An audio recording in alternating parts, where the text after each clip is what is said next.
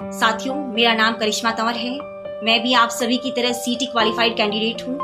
इस बार मुझे परीक्षा देने का अवसर प्राप्त नहीं हुआ। हम जैसे कितने ही अभ्यर्थी 3,20,000 अभ्यर्थी सड़कों पर घूम रहे हैं। 4-5 साल से हम तैयारी कर रहे हैं। हमारे माता पिता हमें उम्मीदों की निगाहों से देख रहे हैं कि हम कुछ करेंगे।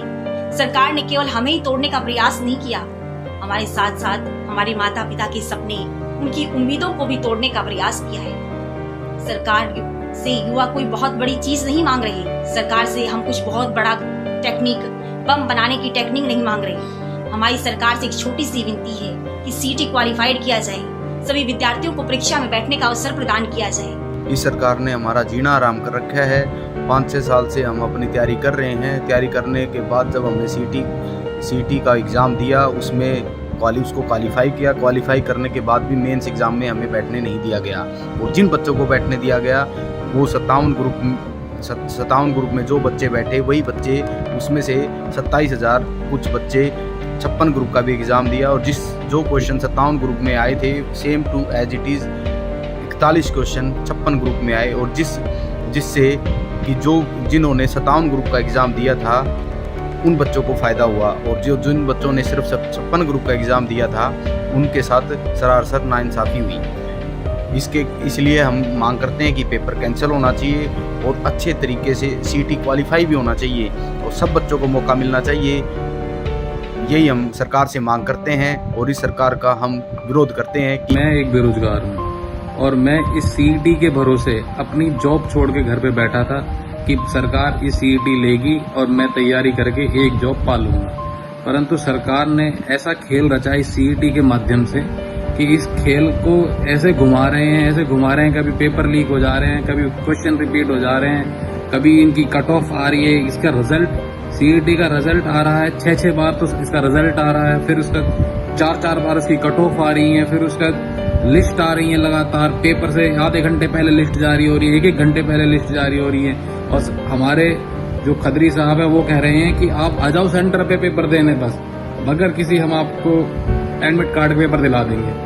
बगैर एडमिट कार्ड के पेपर दिला रहे हैं हमारे खदरी जी। बहुत बढ़िया, बहुत पारदर्शिता वाली ये सरकार है और ये बिल्कुल एक नंबर की निकम्मी सरकार है, कट्टर सरकार। इसलिए हम बहुत परेशान हैं। हमारी जो भी इस वीडियो को देख रहा है उससे अपील है कि ज़्यादा से ज़्यादा इस वीडियो को शेयर करें।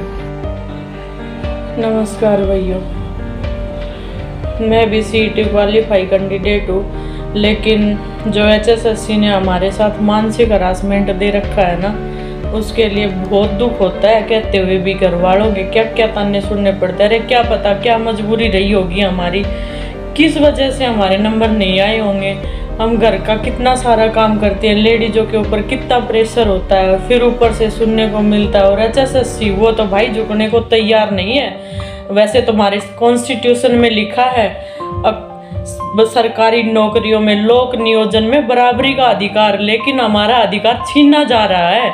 हम सर्वोच्च न्यायालय जाएंगे, अब हम सुप्रीम कोर्ट में अपनी अर्जी लगाएंगे। हमने क्या बिगाड़ा हरियाणा के नागरिकों ने कि पूरे देश में जब 15 गुना का प्रोविजन है तो हमारे हरियाणा में क्यों नहीं है। हमें शर्म आती है अपने आप को हरियाणा का नागरिक बताते हुए। अरे कुछ तो शर्म करो। खट्टर साहब, अगर तुम्हारे बच्चे होते ना तो तुम्हें पता चलता कि एक पिता क्या होता है और बच्चों का दर्द क्या होता है। तुमने तो हमारे साथ बहुत बुरा किया है। माननीय मुख्यमंत्री जी, हम सीटी क्वालिफाइड युवा बहुत परेशान हैं। हम सभी सीटी क्वालिफाइड छात्रों को आगामी परीक्षा में बैठने का मौका दो। सीटी क्वालिफाई ना होने से हम मानसिक रूप से परेशान हो चुके हैं। हम हरियाणा के सभी लोगों से हाथ जोड़कर विनम्र अपील करते हैं कि हमारा सीटी को क्वालिफाई करवाने में हमारा साथ दें। धन्यवाद। मत छेड़ इन युवाओं को, इनसे लड़ना बड़ा मुश्किल होगा। कि मत छेड़ इन युवाओं को, इनसे लड़ना बड़ा मुश्किल होगा। ये ऐसा इतिहास लिख देंगे जिसे पढ़ना बड़ा मुश्किल होगा। ये ऐसा इतिहास लिख देंगे जिसे पढ़ना बड़ा मुश्किल होगा। खट्टर सरकार, कहीं आपके समय में ही ये ऐसा इतिहास ना लिखा जाए, आप ध्यान दीजिएगा।